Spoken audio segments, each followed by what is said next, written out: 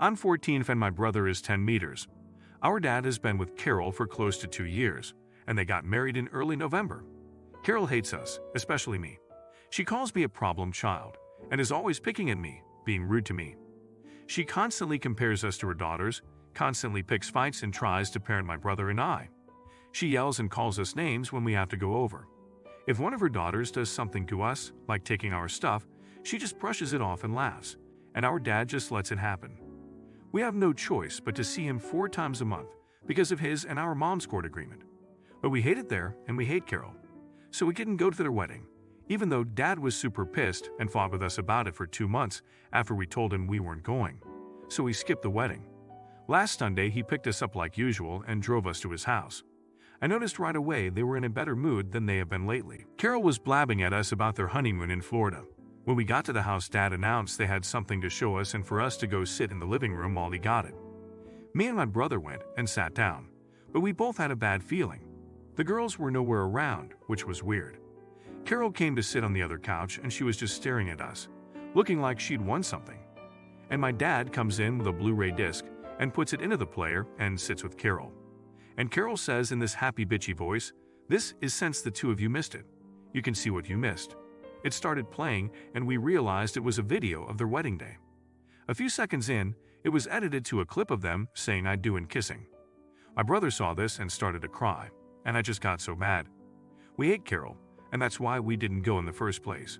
She wasn't going to force us to look at it now. So I grabbed my brother's hand and pulled him up off the couch and said we weren't going to watch this. Carol sneered and said we had no choice.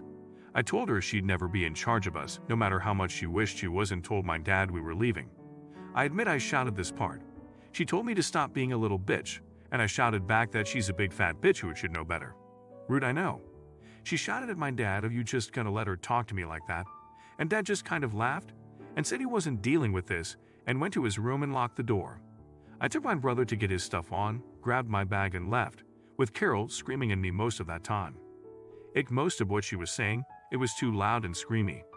I started walking with my brother down the side of the road and called Mom on my cell to come get us. We walked about 10 minutes before she met us on the road. Dad is mad at me.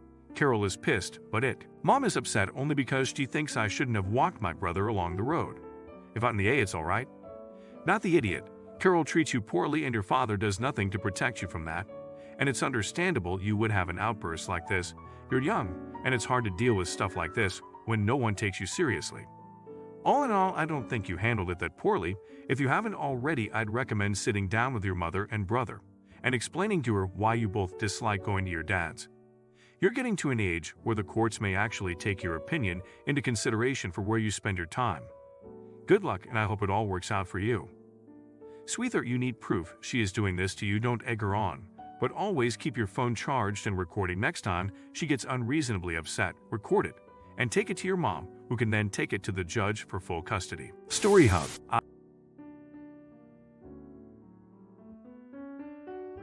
I, 17F, am responsible for showering my sister. She's 9 years old and I thought it's time she learns to shower by herself. My mom doesn't seem to like the idea. I did remind her that at her age I was able to shower by myself.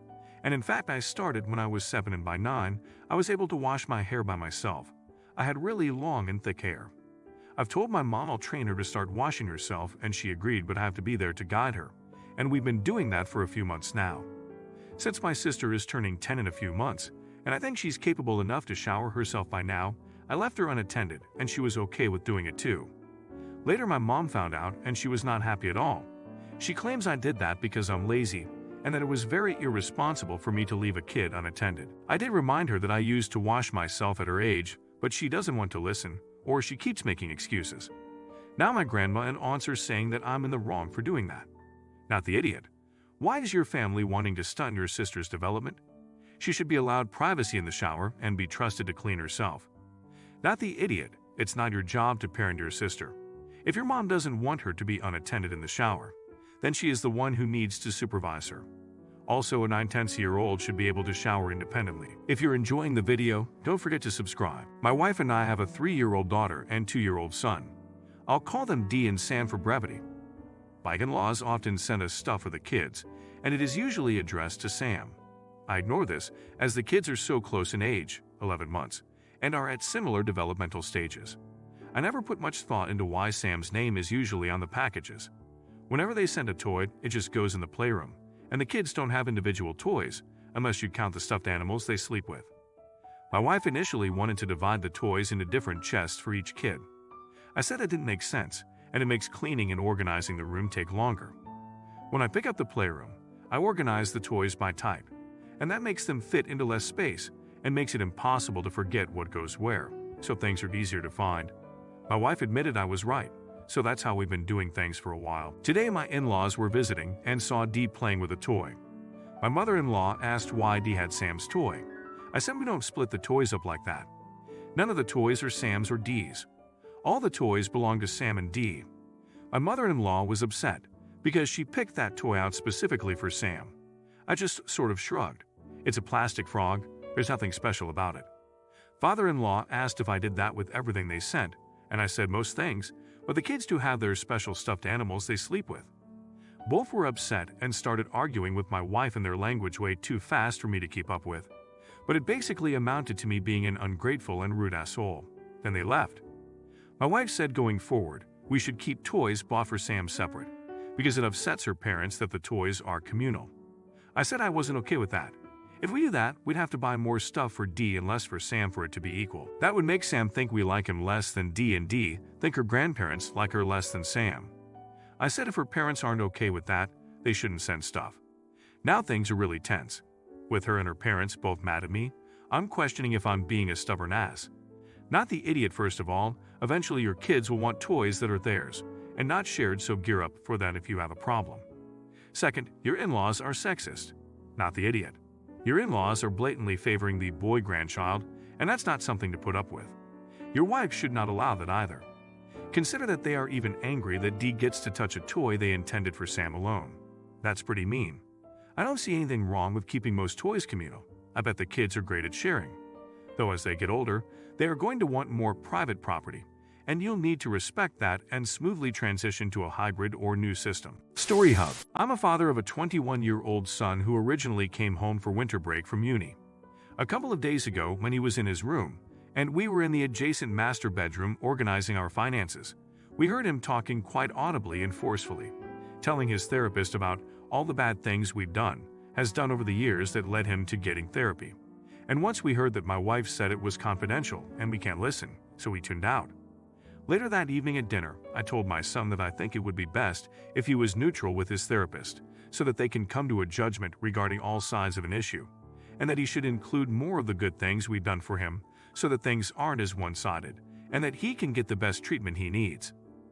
He then looked up at me and proceeded to give me an earful about how I do not comment on his private affairs, that he handles his healthcare however the F he wants, that I should be ashamed of myself for having the audacity to overstep a boundary like that and listen in on his session.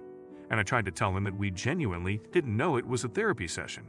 And when we did, my wife told me that it's confidential and private and tuned out. But he just barked. If you would have just kept your mouth shut, then none of this would have happened.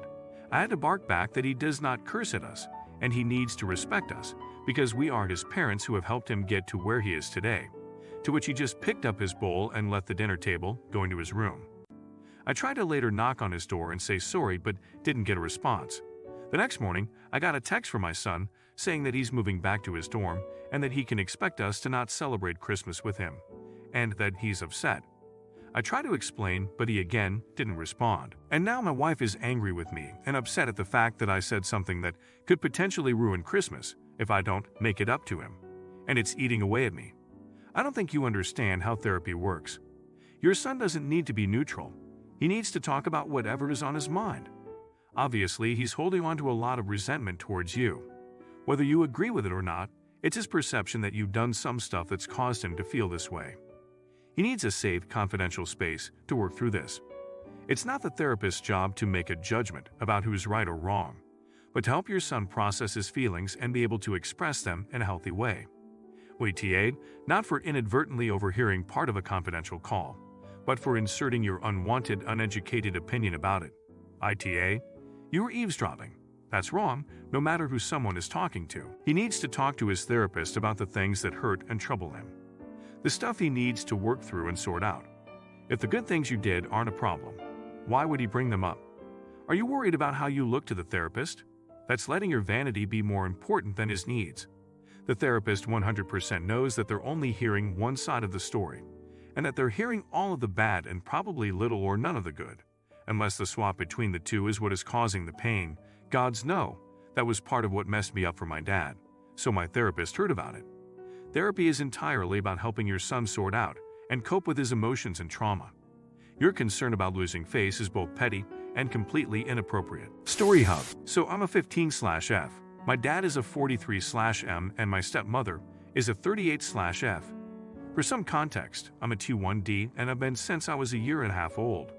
3 weeks ago, I went for a checkup at a local children's hospital in my city where I usually go for my A1C tests, seeing my dietitian, my doctor who does physical checkups, blood pressure, making sure my nerves are okay, checking that my pump sites are being moved properly, etc. All that jazz.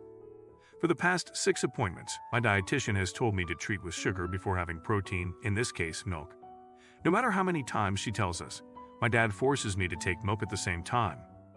When my blood sugars go low, I've been told by both my dietitian and my stepmother, who is a nurse and a diabetic herself, that I should take protein after my blood sugars start coming up, because the protein slows down the sugar absorption, which gives my blood sugars the chance to go lower before the sugar fully absorbs. My dad seems to think that what both of them are saying is wrong, and if I just suspend my pump from giving the insulin, that it won't be a problem anyways. I don't like getting yelled at or threatened by my dad, so I just comply.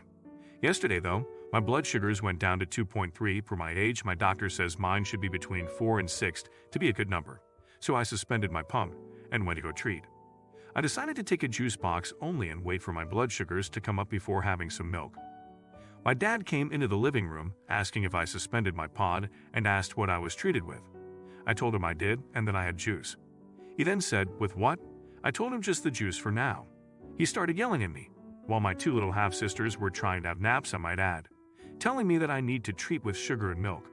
I told her that the dietitian and my stepmother told us that I need to have sugar before I have any protein. He started screaming at me that that wasn't true, and that I need to shut my mouth and start listening to him cause he's my father. I just went to my room. I'm wondering if I should have just done the milk and juice thing to please him.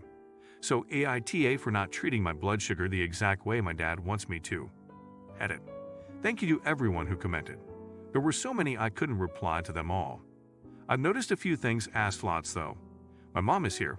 I just haven't been living with her for the past few months due to an issue we had. My stepmother does try to talk to my dad, but he either ignores her or yells at her. Not the idiot. My mom is a T1D. Do not follow his advice. You need sugar only to raise your glucose. Protein will only get in the way during a critical low. It's your life, not his, if he's wrong. His advice will kill you at some point. Dad, I'm sorry if you don't like it, but I need to follow the directions I've received from the medical professional who is treating me. If you believe the instructions I've been given are incorrect, then let's schedule an appointment with my doctor and you can express your concerns there. But until someone who is part of my treatment team tells me differently, I will not disobey the advice I have been given. Not the idiot. Your father's behavior is bizarre and dangerous to your health. No child should ever feel pressured by their parents to disregard the instructions given to them by the medical professionals who are trying to keep them safe. I'm so sorry you are going through this. Story Hub.